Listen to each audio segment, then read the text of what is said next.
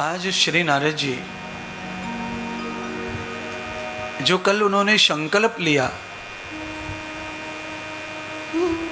कि जिस कथा को श्रवण करने से मेरे पितृ शांति को प्राप्त हो गए, भक्ति प्रसन्न हो गई, ज्ञान और वैराग्य चेतन हो गए, जो मांगा वो मिला भागवत जी से, तो सदैव मैं अब भागवत का ही प्रचार प्रसार करूंगा, हरि गुण गाऊंगा। नारद जी बंधु वही कर रहे हैं।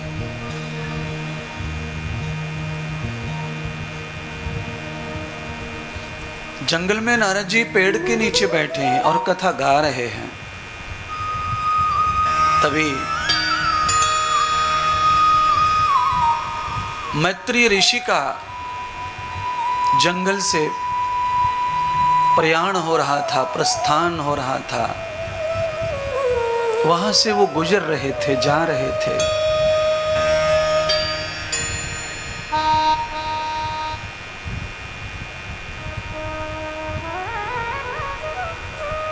नारद जी की वाणी मैत्री ऋषि के कानों में पड़ी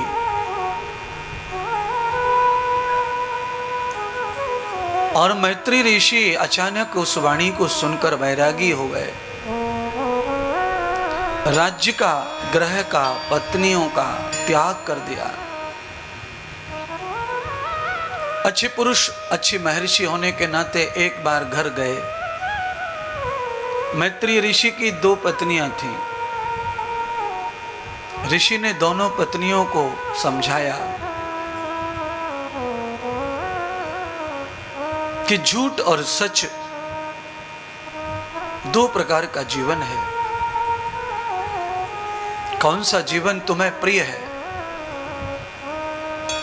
मैं तो नारद का शिष्य बनना चाहता हूं। मैंने श्री नारद जी के मुख से जो वचन सुने हैं, उन वचनों को सुनकर संसार में एक पल नहीं रहना चाहता।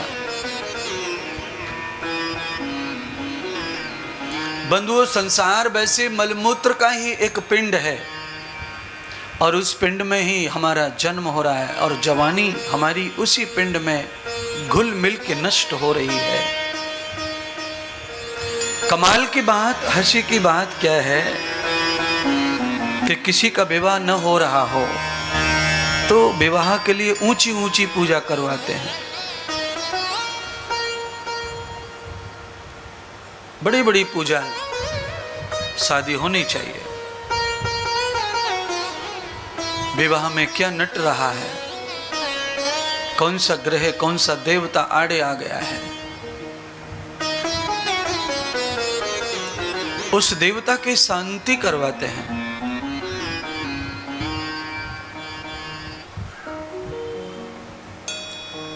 देवताओं की शांति करवाना अच्छी बात है, करवाओ। शांति का अर्थ होता है देवताओं को प्रसन्न करना। जब देवताओं को प्रसन्न कर लिया या करवा दिया तो फिर शादी और भोग क्यों मांगते हो? फिर कल्याण का मार्ग मांगो। जब देवता प्रसन्न हो गया है तो उससे ऐसा मांग लो कि फिर कभी मांगना ना पड़े। शादी होने के बाद में बालक नहीं हुआ तो फिर मांगना पड़ेगा, फिर शांति करवानी पड़ेगी। ज्यादातर पंडित जी लोग कहते हैं कि काल सर्प बैठा है, बच्चे नहीं होंगे, पितृ अशांत हो गए हैं, बच्चे नहीं हो रहे तो पितरों का दोष लग गया है, पितृ नाराज हैं।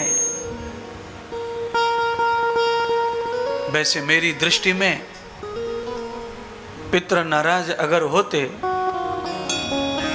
तो मरने से पहले पूरे हवेली को, मकान को और खेत को सब पड़ोसियों को दे जाते, तुम्हें नहीं दे के जाते।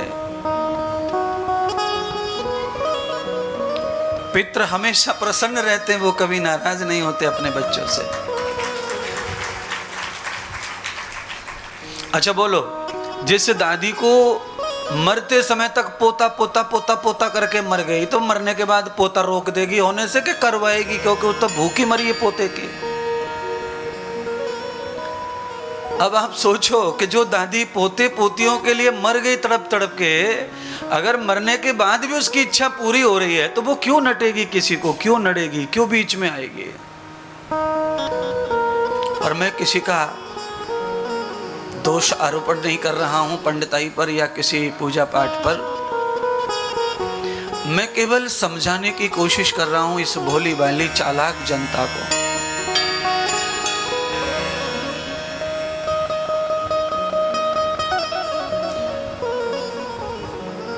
माँ, पिता और बेटा, ये 3 लोग थे घर में।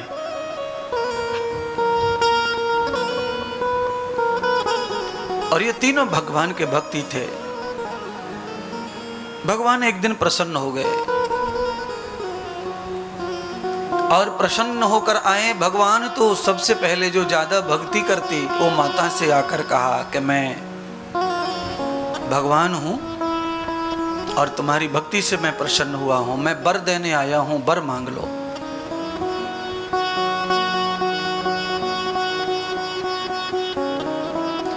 पत्नी का जो पति था वो थोड़ा सा वैसा था, इधर उधर आंखें मार लेता था। अपनी औरत से कोई थोड़ी सुंदर सी मिली तो देख लेता था, हंस लेता था। तो औरत ने कहा कि मैं थोड़ी सुंदर नहीं हूं और बुढ़ी टाइप हो गई हूं, तो भगवान आ गए तो या पति को मन कंट्रोल करने के लिए ऐसा वर मांग लेती हूं कि ये मोह छोड़ के कहूं ना भागे। तो पत्नी ने कहा देखो देव भगवान, आप प्रसन्न हैं मेरी पूजा से, तो मुझे वरदान में ऐसा 16 साल की सुंदर कन्या बना दो। भगवान के हाथ में था, तथास्तु कह दिया। 16 साल की कन्या बन गई।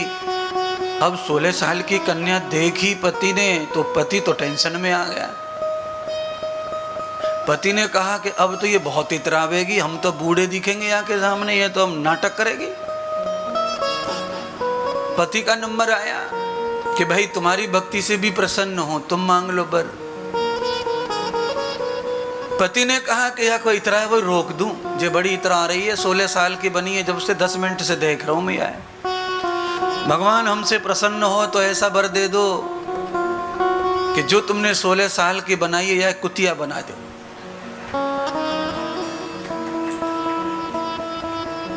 भगवान ने तथास्तु कह दिया। 16 साल की छोरी जानवर का रूप बन गई। अब लड़का जो है तमाशा देख रहा है। पर लड़के से पूछा भगवान ने कि भैया तेरी भक्ति से भी प्रसन्न हुए हैं, वर मांग ले। लड़के ने कहा कि महाराज वर क्या देना, मेरा तो सारा परिवार नष्ट हो गया, इसलिए आप प्रसन्न हैं तो वर दे दीजिए। मेरे पिता को पिता कर दीजिए, माँ को माँ कर दीजिए। भगवान ने वर दे दिया। पिता और माता दोनों को पहले जैसा बना दिया।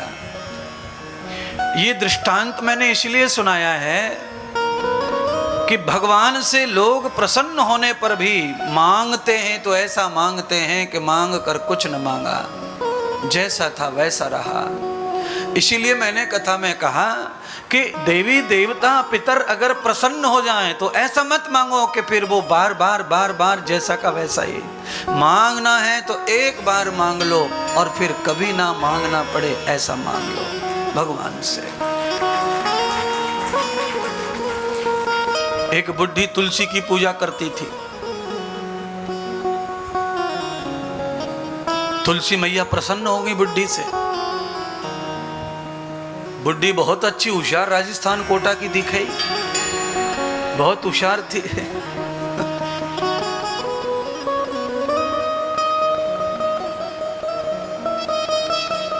तुलसी माता प्रसन्न हो गई। बड़ी गरीब स्थिति बुढ़ी की। तुलसी माता ने कहा तूने 50 बरस जल पिलाया है, वर मांग ले, आज तुझे क्या चाहिए।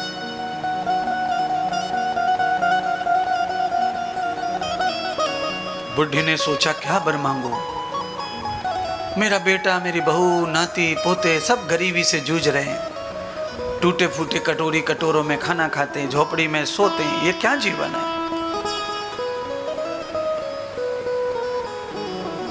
बुढ़ी ने गणित लगाकर उंगलियों पर बर मांगा कि मेरे 10,000 बरस तक मैं इन आंखों से अपने पोते के पोते, पोते के पोते, पोते के पोते को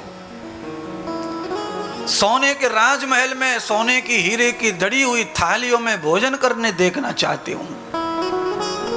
तुलसी माता ने कहा भाई बहुत होशियार निकली है, तो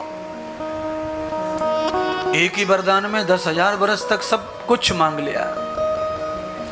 पोते के पोते को, पोते के पोते को, पोते के पोते को 10,000 बरसों तक इन आंखों से सोने की थाली में राजमहल में भोजन करते देखना चाहती हूं मैं।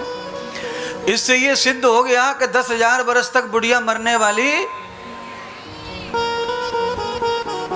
तो कभी भगवान मिल जाए कोटा के लोगों तो ऐसा वर मांगना जिससे कुछ तुम्हारा उद्धार हो, कल्याण हो। हाँ, निकम्मे लोग ऐसा वर मांगते हैं भगवान ब्याह करवा दे, छोरा करवा दे, छोरी करवा दे।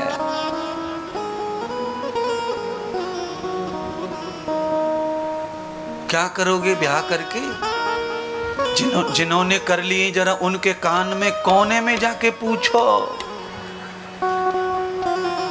है? कोने में अलग सच